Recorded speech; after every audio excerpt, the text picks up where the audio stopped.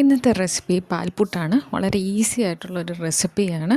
അതിന് വേണ്ട ഇൻഗ്രീഡിയൻസ്: ഒരു കപ്പ് പുട്ടുപൊടി എടുക്കുക, അതിലേക്ക് 1 ടേബിൾ സ്പൂൺ പഞ്ചസാര ഇടുക, 2 ടേബിൾ സ്പൂൺ മിൽക്ക് പൗഡറും കൂടെ എല്ലാം കൂടെ ഒന്ന് യോജിപ്പിക്കുക. യോജിപ്പിച്ച ശേഷം 1 teaspoon salt, grated coconut 1/2 cup, milk 1 cup, എല്ലാം കൂടെ നല്ലപോലെ മിക്സ് ചെയ്യുക. മിക്സ് ചെയ്ത ശേഷം ഒരു ടിന്നെടുത്ത് അതിൽ നല്ലപോലെ നെയ്യ് പുരട്ടിയ ശേഷം ഇത് നമുക്ക് ഇതിലോട്ട് ഈ പുട്ടിൻ്റെ മിക്സർ ഇതിലോട്ടിടാം. ഇതിൻ്റെ മുകളിലായിട്ട് ഗ്രേറ്റഡ് കോക്കനട്ട് വെറുതെ ഇതുപോലെ സ്പ്രിങ്കിൾ ചെയ്യാം.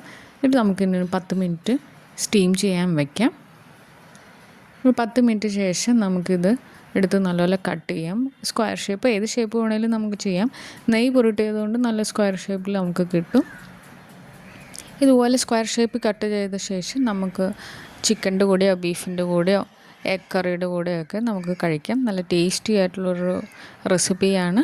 അപ്പോൾ എല്ലാവർക്കും എൻ്റെ റെസിപ്പി ഇഷ്ടപ്പെട്ടെങ്കിൽ ലൈക്ക് ആൻഡ് സബ്സ്ക്രൈബ് ചെയ്യാൻ മറക്കല്ലേ.